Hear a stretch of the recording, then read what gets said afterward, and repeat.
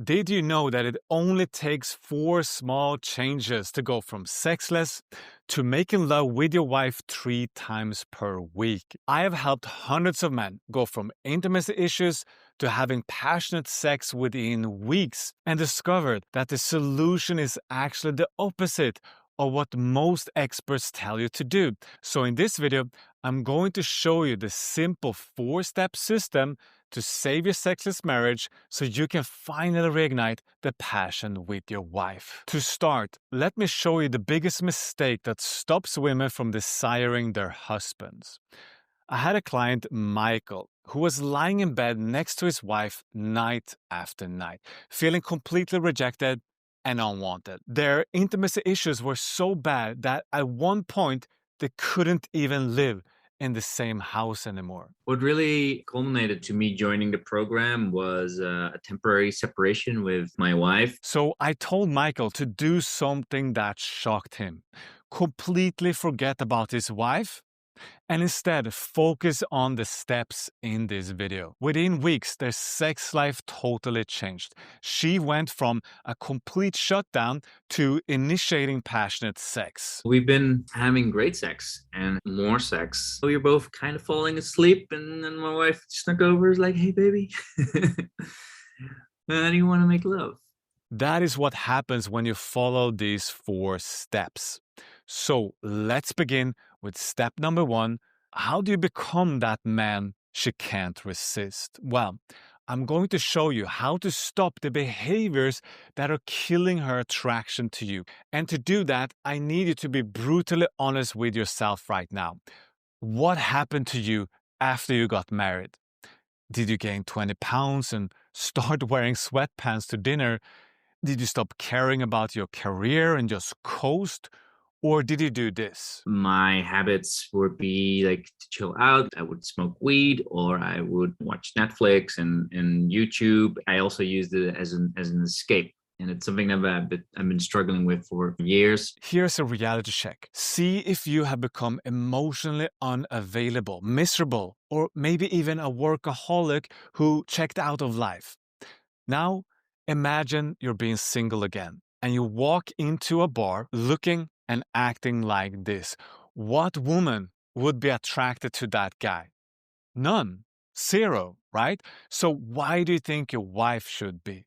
The solution is to rebuild your masculine energy, and here's how you do it. First, get your body right. Michael started going to the gym 3 times per week. He wasn't super into it or trying to get a 6-pack or anything crazy, but he just lost 12 pounds and his wife instantly became more attracted to him. So start with just 3 times per week. That's all you need. Second, be present. Michael was coming home from work, exhausted, and having a difficult time understanding what his wife was saying. So I introduced him to meditation, just 10 minutes a day of sitting in silence. That's all it took for him to stop being so checked out and actually listen when she talked. Third, sharpen your style. Look, I'm not telling you to go and buy a suit, but throw out those worn out t-shirts and just start with one thing. Wear a nice shirt on Friday night and see how she reacts differently to you. Something will change for sure. And once you see that, you will naturally want to start dressing better more often. Fourth, reignite the fire in your belly. Was there a hobby you used to do that you let go of? Make at least 1 hour a week for it. Just force yourself to do it for a month and see what happens. Play sports again with friends, get back into competition, do something that makes you feel alive again. And fifth, lead your life. Stop asking for permission for everything. Book a restaurant for the date night. Plan the vacation. Make decisions and lead. So these aren't massive changes. There are small steps that add up fast. And when you start doing them, she will notice, just like Michael's wife did. During, I think, like week 3 during lovemaking, like I could just be really, really present and really put the practice in overdrive. And the effect that had on her was like for her being able to surrender even more. And that helped me just to be even more present and like more into my Shivahood. And that Mm. helped her to surrender more. And so we're like in this on this cycle, and that just like exploded energetically, like in a good way. Step number two is where it usually goes sideways. Maybe you start working out and dress a little sharper and think that's going to crack the code. Like, hey, I done all the right things. Why isn't she all over me? The thing is, you can't force the spark. If you're trying to bargain your way into desire, it's not going to happen. But here's the real killer. You have made her responsible for your own happiness. It's like you started treating your wife like your mom. Every time she's upset, you scramble to fix it or you shut down. It's like you can't stand her being upset. And that is not sexy. It is exhausting for both of you. You have turned her into your emotional and sexual crutch. You might even try to initiate sex sometimes, but if you're always waiting for her interest or mood, it feels like the whole thing is just on her terms. And that just kills the chemistry for both of you. And when everything is safe and predictable, well, that's when the fire goes out. It's a little like trying to start a fire with wet wood. If you're always waiting for her ignition, nothing catches. You got to bring your own heat. This is exactly what happened with Michael. I would mend myself towards what I thought the other person wanted to see. And during the program, I learned that as well. Like I could be really chameleon, like just mask yourself from who you truly are. And she would call me out on that. If this sounds familiar to you, you are not alone because there are four common patterns that keep men stuck in sexless marriages. And if you want to find out which one is ruining yours, then take my quiz in the link below and discover which is your hidden pattern. The truth is, if you keep looking to her for permission to feel good about yourself, you will never get the connection back. Make your own decisions sometimes. Spend time apart so you can actually get to miss each other. This week, make one decision, big or small, without checking in first. Maybe it's to sleep in separate beds for a night, or take an evening for yourself to hang out with friends or hit the gym. And you don't have to pull away or play games. That's not what I'm saying. Just show her that you can stand on your own 2 feet. So, yeah, when you finally step up and own your confidence, your love life will change. Suddenly, you're not running after sex. You naturally bring back the flame. And that is when she can finally relax and meet you where you want her. Step number 3. So you've been putting in the work, hitting the gym, meditating, you stop relying on her emotionally, and honestly, you can feel something shifting, right? But there's still this huge, silent elephant in the room. Your sex life still sucks. Most guys either say nothing or hope that things magically will fix themselves, or go in with this awkward desperation and ask something like, hey, when are we going to start having sex again? Both of these moves just make things worse. So here's what actually works: owning up without blaming and demanding. Just be real about where you messed up and how that's impacted your intimacy. Keep it simple. Sit her down and say something like, hey, I know our intimacy pretty much disappeared, and I want to own my side of that. I got lazy. I wasn't being the man you married. I started treating you more like my mom than my lover. And I'm actually working on this now. And I want you to know I'm committed to rebuilding the connection that we had. And that's it. No pressure. Just owning your side and showing that you're serious about changing. Then let her process. Don't push for a response.